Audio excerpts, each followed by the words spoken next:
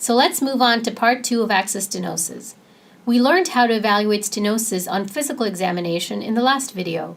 So besides a good physical exam, are there any other clinical clues that might indicate access stenosis? The dialysis machine can provide some of these clues. To understand this more, let's briefly remind ourselves of the dialysis circuitry and the dialysis machine screen. This is our hemodialysis machine. This is the filter, also called the dialyzer, and this is the blood pump. Undialyzed blood, denoted by dark red, leaves the axis via the arterial needle and enters the dialyzer at the arterial end. Dialyzed blood, denoted by bright red, leaves the dialyzer at the venous end and enters back into the axis via the venous needle, which is placed proximal to the arterial needle in the arm.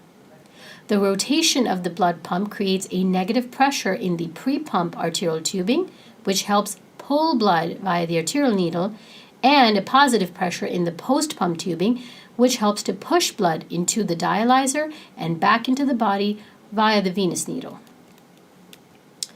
This is the dialysis machine screen where a lot of important information is displayed. Let's focus our attention to the arterial and venous pressure readings. The arterial pressure reflects the pressure in the pre-pump circuitry starting at the level of the arterial needle. A normal arterial pressure is approximately in the range of -60 to -200 millimeters of mercury depending on the pump blood flow rate with 15-gauge needles. The negative suction pressure is created by the rotation of the pump, which is in turn determined by the blood pump rate. In any low flow state such as hypotension or arterial inflow stenosis, or a poorly matured AV fistula with inadequate flows, the pump will need to work that much harder to pull blood from the axis, and the negative pressure generated will be much higher. This will cause the arterial pressure to become more negative, and the arterial pressure alarm will go off. This may clue you into the possibility of an arterial inflow stenosis in the fistula. Excessively negative arterial pressure is often the finding in juxtaanastomotic stenosis as well, since this type of stenosis causes axis hypoperfusion and diminished inflow. The venous pressure, on the other hand, tends to be in the range of +60 to +200 millimeters of mercury, again, depending on blood pump flow rate and needle size. This positive pressure is generated by the blood pump and is present throughout the post-pump circuitry. Any resistance to blood flow in the post-pump circuit will cause the venous pressures to rise, that is, become more positive. This can be seen in cases of a clotted dialyzer or vein spasm or a venous outflow stenosis.